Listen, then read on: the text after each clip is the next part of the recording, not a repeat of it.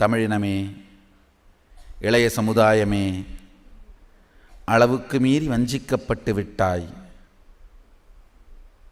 உன் பாட்டன்மார்கள் நாத்திக நாதாரித்தனத்தின் பின் சென்று தங்கள் வாழ்க்கையை அழித்தார்கள்.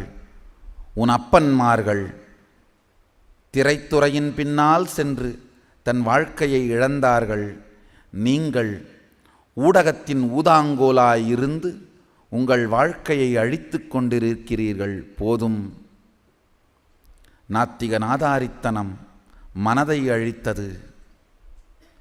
திரைத்துறை உணர்ச்சிகளை அழித்தது. இப்பொழுது டாஸ்மாக்கும் ஊடகங்களும் உங்கள் உடலையே அழித்து கொண்டிருக்கின்றது. இதற்கு மேல் அழிவதற்கு ஒன்றுமில்லை, அழிப்பதற்கு ஒன்றுமில்லை.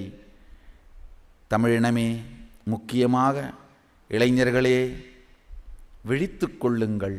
போதும், வீணழிந்தது. அரசியலாலும் ஜாதிச் சங்கங்களாலும் சினிமாவினாலும் நிச்சயமாக வாழ்க்கைக்கு தீர்வு கிடையாது. அவர்கள் உங்களை எங்கு கொண்டு சேர்த்திருக்கிறார்கள் என்று பாருங்கள். அச்சாணி இல்லாத தேரைப் போல, கரையில்லாத ஏரியைப் போல, அளவுக்கு மீறி போதையும் அளவுக்கு மீறிய துக்கமும் மன உளைச்சலும், அதற்கெல்லாம் மீறிய தற்கொலையும். ஐயோ,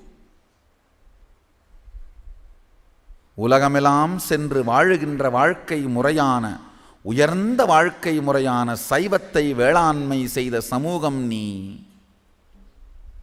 இன்றோ போதையின் வேதனையும் மன உளைச்சலின் பாதைகளும் தற்கொலையில் சென்று முடிகின்ற சமுதாயமாய் மாறிப்போனது. என்ன கொடுமை! இதற்கும் மேல் தாங்காது, உலகு தாங்காது. தமிழினமே, விழித்து கொள்ளுங்கள். தமிழ்ச் சமூகமே, விழித்து கொள்ளுங்கள்.